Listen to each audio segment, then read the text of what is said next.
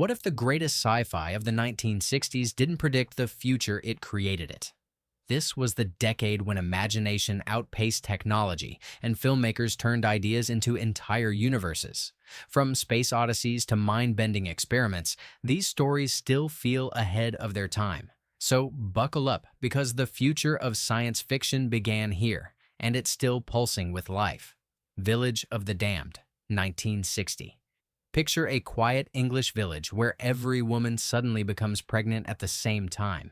Creepy? That's Village of the Damned, a chilling start to the decade's sci-fi boom.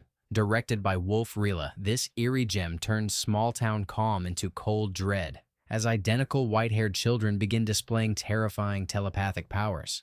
What makes it unforgettable isn't just the idea, it's the execution. Shot in stark black and white, it uses stillness, not spectacle, to get under your skin. The performances are unsettlingly restrained, especially George Sanders as a scientist trying to understand what these children really are, a gift from the stars or a warning. At a time when sci-fi was still playful, Village of the Damned made it psychological. It reflected Cold War paranoia, fears of infiltration, and the unease of a rapidly changing world. And even today, its influence echoes through countless modern thrillers about unnatural children and mass mind control. The film's subtlety is its strength. There's no loud music, no chase scenes, just quiet dread. By the time the ending arrives, you realize this isn't a monster movie. It's about control, conformity, and the terrifying question of what happens when humanity gives birth to something smarter and colder than itself. The Time Machine, 1960. Before time travel became a blockbuster cliché, The Time Machine made it wondrous. Directed by George Powell and based on H.G. Wells's classic novel, this film starred Rod Taylor as a Victorian inventor obsessed with exploring the future. His brass and gears contraption, a fusion of steampunk fantasy and Edwardian elegance, remains one of cinema's most iconic sci-fi images. The story leaps centuries ahead, showcasing the evolution and collapse of civilization. When the traveler reaches the year 802,701, he discovers the fragile Eloi and the monstrous Morlocks, descendants of humanity, split between light and darkness. For audiences in 1960, this was mind-blowing. The stop-motion effects and imaginative sets were revolutionary. But what keeps it relevant today is its theme. Progress without empathy leads to ruin. Even with its old-fashioned charm, it's a haunting mirror of our own future obsessions, technology advancing faster than morality. Rod Taylor's performance grounds the fantasy in curiosity and melancholy. You feel his awe, his loneliness, and his quiet terror at what humanity becomes. It's not just adventure, it's philosophy in motion, and that's why The Time Machine remains one of the most heartfelt and enduring sci-fi films ever built, a journey not just through time, but through the fragile hopes of mankind. The Day the Earth Caught Fire, 1961. What if the end of the world came not from invasion, but from human carelessness? The Day the Earth Caught Fire, directed by Val Guest, flips the sci-fi formula. Instead of aliens, it gives us ourselves, reckless, ambitious, and doomed. The plot unfolds through the eyes of a weary journalist played by Edward Judd as he uncovers the horrifying truth. Nuclear tests have knocked Earth off its axis, and the planet is spiraling toward the sun. Shot in gritty black and white with searing orange filters in key moments, the film feels disturbingly real. It doesn't rely on spectacle, it relies on atmosphere. The newsroom chaos, government denial, and rising heat all create an apocalyptic tension that feels eerily modern. What elevates it is its human core. Amid global catastrophe, the story focuses on people-tired reporters, cynical scientists, and those just trying to find love before the sky burns. It's about communication breaking down as the world literally overheats, both physically and politically. By the time the final shot fades, 2 front pages printed, one announcing survival, one announcing the end. The audience is left breathless. The Day the Earth Caught Fire predicted the climate anxiety of our era long before it had a name. It's bold, tragic, and utterly unforgettable. Robinson Crusoe on Mars, 1964. Now here's a film that proves creativity can outshine budget. Robinson Crusoe on Mars sounds like pulp, and it is, but it's also a masterpiece of isolation and ingenuity. Directed by Byron Haskin, the movie follows astronaut Kit Draper, played by Paul Manti, stranded on Mars with only an oxygen meter, a monkey named Mona, and his will to survive. Unlike the bombastic space films of later decades, this one is quiet, methodical, and oddly spiritual. The landscapes, shot in Utah's Red Rock Canyon, convincingly stand in for the Martian surface, glowing orange and endless. There's no futuristic city, no alien war, just one man battling hunger, loneliness, and the elements. It's part survival story, part existential drama. Draper keeps logs, calculates oxygen, and wrestles with his fading sanity. When he finally meets another stranded being, an escaped slave from an alien race, the film evolves into a parable about empathy and cooperation beyond species and culture. What's remarkable is how timeless it feels. Long before The Martian or Gravity, this little film captured the terror and awe of being truly alone in space. Its pure 60s optimism mixed with haunting silence, a vision of the cosmos as both endless and intimate. First, Men in the Moon, 1964. Before Apollo 11, before moon landings became history, there was First Men in the Moon, a Technicolor adventure that dared to imagine the impossible. Based on H.G. Wells's novel and directed by Nathan Duran, it follows a Victorian scientist, his fiancée, and a curious investor who accidentally launched themselves to the moon in an anti-gravity sphere. What they find there isn't cheese and craters. It's an underground civilization of insect-like creatures called selenites. Created with meticulous Ray Harryhausen stop motion, these aliens are both eerie and fascinating. They represent an ordered, emotionless society, a mirror to humanity's own pursuit of perfection. The film combines whimsy and wonder with biting satire. Its Victorian characters marvel at progress while stumbling through their own arrogance. By framing it as a modern discovery of an old lunar flag, it even adds a clever, found footage twist decades ahead of its time. And the visuals? Stunning. The painted backdrops, miniature sets, and tactile moon surface make today's CGI feel sterile by comparison. First, Men in the Moon may look quaint, but its imagination is endless. It's a cinematic time capsule from an era when sci-fi meant exploration, not destruction. It reminds us that the future, at its best, isn't something to fear, it's something to dream about. Alphaville, 1965. Imagine a spy thriller, a French art film, and a dystopian sci-fi all colliding in one strange, hypnotic dream. That's Alphaville. Directed by Jean-Luc Godard, this film doesn't use special effects or futuristic sets. Instead, it transforms modern Paris into a cold, emotionless city ruled by logic. Secret agent Lemmy Caution, played by Eddie Constantine, arrives to find a world where poetry is outlawed, love is forbidden, and people vanish for thinking differently. The brilliance of Alphaville lies in how it creates science fiction from the familiar. Goddard shot it entirely on real streets and buildings, yet through harsh lighting and monotone narration, it feels alien. The supercomputer Alpha 60 controls the city, speaking in a distorted mechanical voice that sounds both wise and horrifying. Underneath the noir coolness is a human rebellion, one man's fight to keep emotion alive in a world that worships efficiency. When Lemmy quotes love poems to a confused woman raised without feelings, it's not romance, it's resistance. The film turns language into its battleground, and every word becomes an act of defiance. Even decades later, Alphaville feels eerily prophetic. It warned of a future where algorithms make decisions, and emotion is treated as error. For all its minimalist style, the message hits hard. If we let machines think for us, we stop being human. It's strange, beautiful, and unlike anything else made in the 1960s, a film that proves science fiction doesn't need spaceships to explore alien worlds. Sometimes, the alien world is our own city, stripped of soul. Fahrenheit 451, 1966. What happens when books are illegal and firefighters no longer put out? Fires, they start them? That's the chilling vision of Fahrenheit 451, directed by Francois Truffaut and based on Ray Bradbury's classic novel.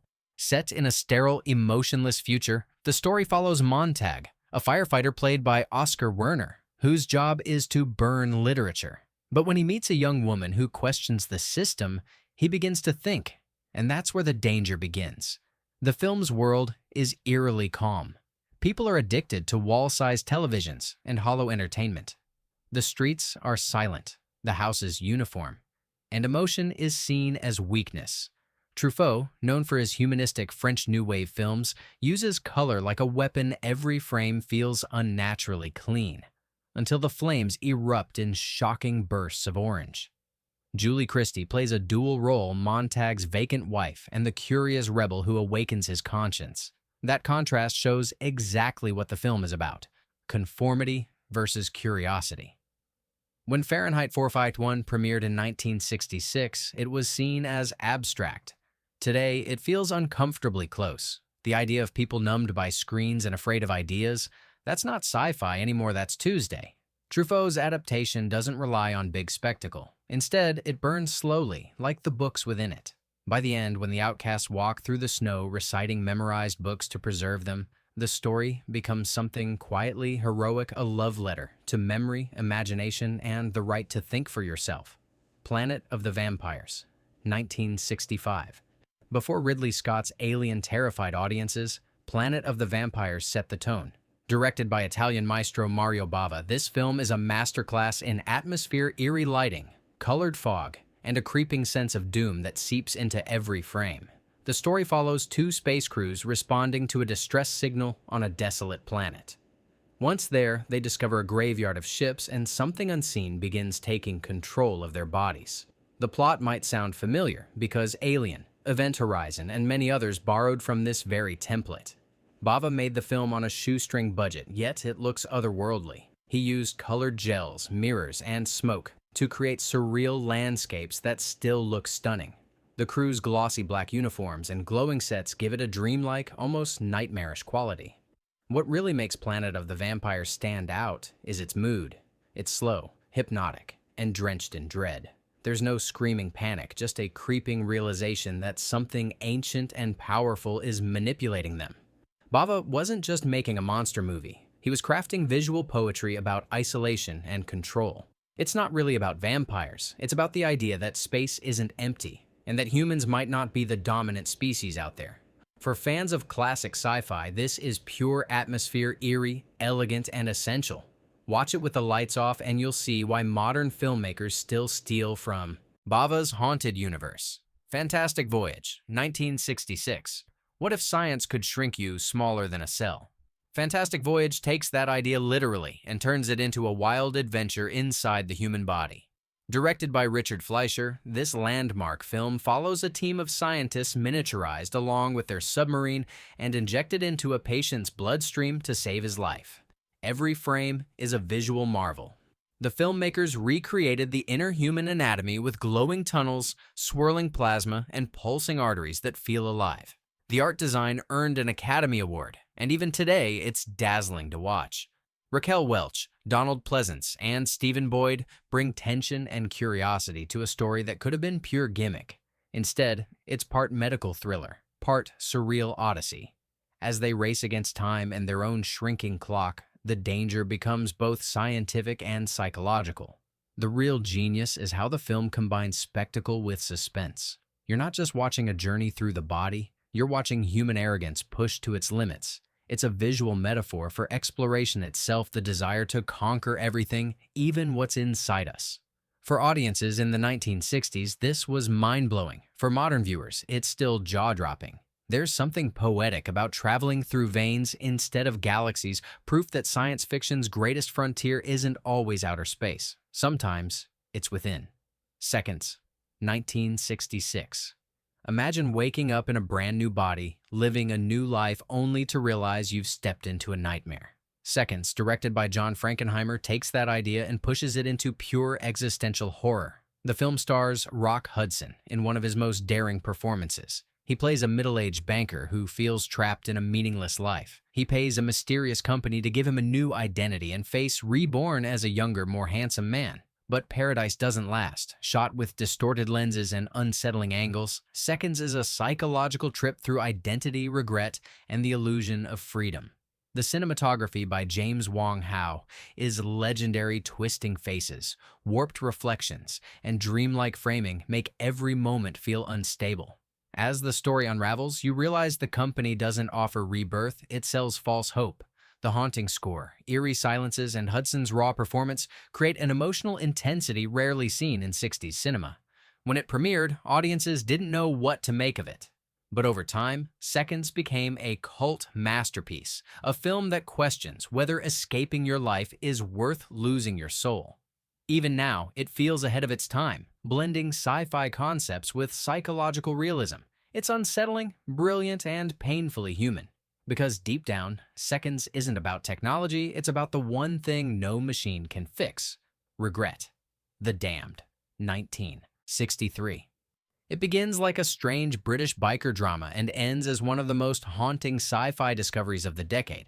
The Damned, directed by Joseph Losey, is a slow-burning shocker that sneaks up on you. The story starts with a rebellious youth gang in a seaside town and slowly morphs into a chilling revelation about secret government experiments hidden deep inside a coastal military facility. The twist? Those experiments involve children, not ordinary ones, but radioactive survivors of a nuclear future. Raised underground, emotionless and cold to the touch, they're being trained to rebuild humanity after the inevitable apocalypse. Losey blends realism and surrealism in a way that's deeply unsettling. What begins as a story about delinquency and rebellion becomes a bleak meditation on innocence sacrificed for progress. The black and white cinematography captures both the beauty of the British coast and the claustrophobia of the hidden laboratory. The mood is eerie, not explosive. The quiet dread, the echoing caves, the way sunlight never quite feels warm, all of it builds a sense of moral rot beneath a calm surface. At its heart, The Damned is about the cost of preparing for a disaster instead of preventing it. The government believes it's saving humanity, but Losey's direction makes you wonder, what's the point of survival if it means abandoning everything that makes us human? Decades later, the film feels prophetic. Its mix of politics, paranoia, and tragedy could easily fit today's headlines. If you've never seen it, The Damned isn't just a lost gem, it's a warning carved into celluloid. Marooned, 1969. Long before Gravity or Apollo 13, there was Marooned, a tense, realistic space survival drama that turned science fiction into a human ordeal. Directed by John Sturges, the film follows 3 astronauts stranded in orbit after their spacecraft's engine fails. Their oxygen is running out, and rescue seems impossible. Gene Hackman, Richard Crenna, and James Franciscus deliver powerful performances, capturing the claustrophobia and quiet panic of being trapped above Earth. Down on the ground, Gregory Peck plays the mission commander, fighting bureaucracy and time to save them. The film's technical accuracy was astonishing for its time. NASA even cooperated with production, lending authenticity to the spacecraft interiors and mission details. The eerie silence of space, the radio crackle, and the slow drift of the ship make every second feel agonizingly real. What makes Marooned truly compelling is its tone. It's not flashy or fast, it's painfully deliberate. Every cutaway to mission control, every faint breath through a helmet builds unbearable tension. The movie asks a chilling question. When survival depends on machines and math, where does human emotion fit in? Released just months after the real Apollo 11 mission, it hit audiences differently. Suddenly, space wasn't adventure, it was danger. And yet it's not a hopeless film. The ending, a mix of suspense and triumph, captures the spirit of the era, the belief that humanity could still reach beyond its limits. For anyone who loves grounded sci-fi that respects physics and emotion equally, Marooned remains a breathtaking experience, proof that the greatest suspense sometimes comes not from monsters, but from silence. Night of the Living Dead, 1968. It begins with a graveyard and a simple line. "They're coming to get you, Barbara." What follows changed not just sci-fi, but all of cinema. George A. Romero's Night of the Living Dead is often remembered as the birth of the modern zombie film, but look closer. And it's also sharp social science fiction disguised as horror.